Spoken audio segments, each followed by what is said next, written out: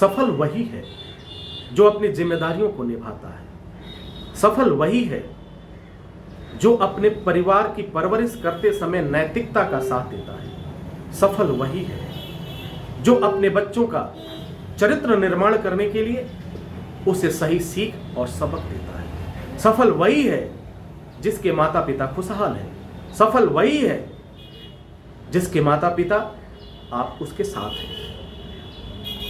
अर्थात जिम्मेदारियों को समझना, ये जितनी बातें मैंने अभी आपसे कहा, ये सभी बातें आपकी जिम्मेदारी को समझाती हैं।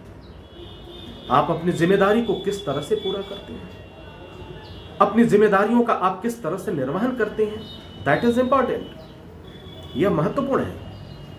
और दुनिया का हर एक व्यक्ति जो इस जगत में आया हुआ है, इस पृथ्वी पर आया हुआ है, इस समाज में आया हुआ है, कुछ न कुछ जिम्मेदारियां तो बनती हैं। वह जिम्मेदारियां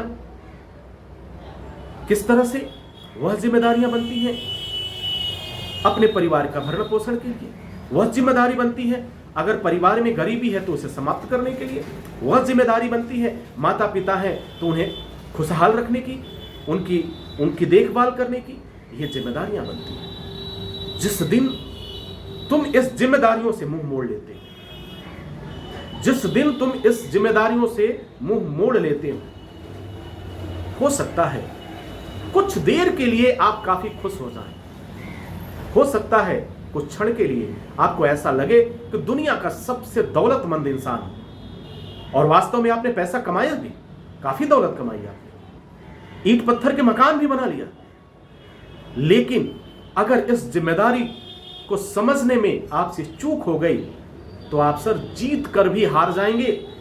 दुनिया की सारी दौलत कमाने के बाद भी आपका हाल उस हारे हुए जुआरी के जैसा होगा जो जुए में सब कुछ हार चुका है।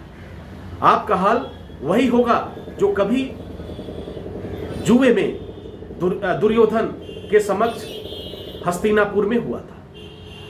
सब कुछ जुए में हारने के बाद क्या हुआ, वही कहानी।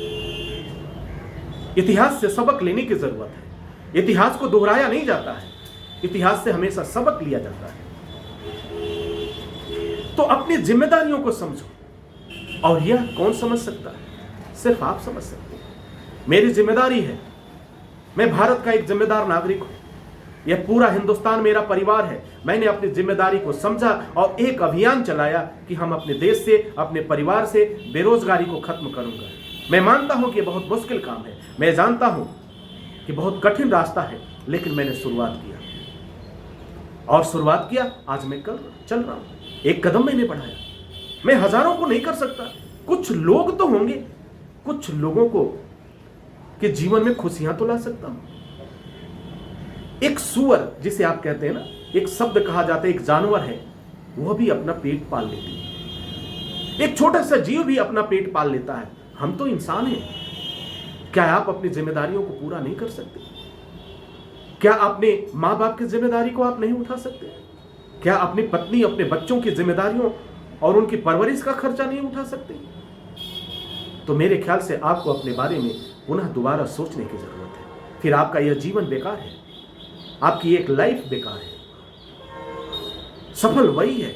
सफलता आपके दौलत में नहीं है कि आपने दौलत कमाया। हाँ, सफलता के लिए और खुशियों के लिए दौलत की जरूरत है, लेकिन अगर दौलत कमाने के लिए आपने इन जिम्मेदारियों को पूरा नहीं किया और सब कुछ छूटता गया और एक वक्त गुजर गया, आप पूरे जीवन दौलत कमाते रहिए, बाहर रह के दौलत कमाते रहिए, परिवार से दूर रहिए। परिवार बनता है सबके साथ से, आपकी मुस्कुराहट से, और जीवन भर आप बाहर पैसे कमाते रहिए। और जब वक्त आया, जब उस समय आप वापस आते हैं जिस समय या तो आप बीमार हैं या फिर कुछ कर नहीं कर सकते, तो आपने तो एक जिम्मेदारी को पूरा किया है।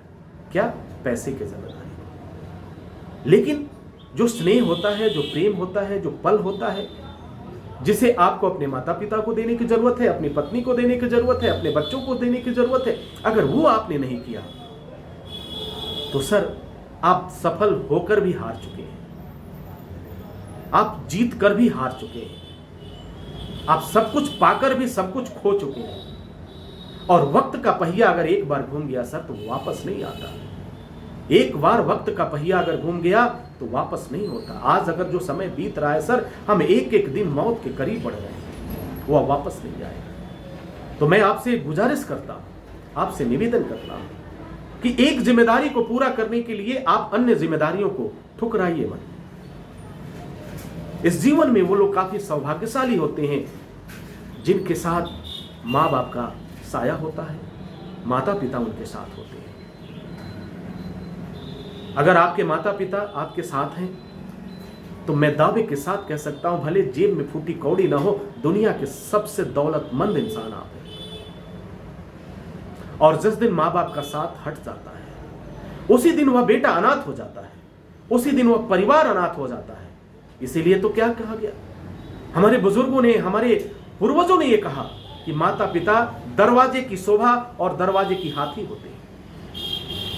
यह हाथी जब तक रहेगा इसकी सेवा करना एक परंपरा भी है, एक हमारे यहां रिवाज भी चलता है। घर पे हाथी पालना एक सौभाग्य की बात है, शुभ का संकेत है। हमारे समाज में शुभ का संकेत है, गणेश जी का सूचक है, विघ्नहर्ता है। तो जब वही हाथी विघ्नहर्ता का स्वरूप है तो हमारे माता पिता भी तो विघ्नहर्ता है। तो आज हम विघ्नहर्ता को क्या कर रहे हैं, उन्हें तकलीफ दे रहे हैं, उन्हें वृद्धाश्रम में जाने के लिए मजबूर कर रहे हैं, उन्हें खुशियां तो नहीं दे रहे हैं, दिन रात उन्हें तकलीफ दे रहे हैं। क्यों सर, सोचिएगा। तो सफल वही है जिसने अपनी जिम्मेदारी को समझा है। सफल वह नहीं है कि एक जिम्मेदारी को समझा और दूसरी जिम्मेदारी को ठोकर मारा, वह जीत करके भी हार गया। इसी के साथ wish you all the best. Thank you for watching, thank you for learning.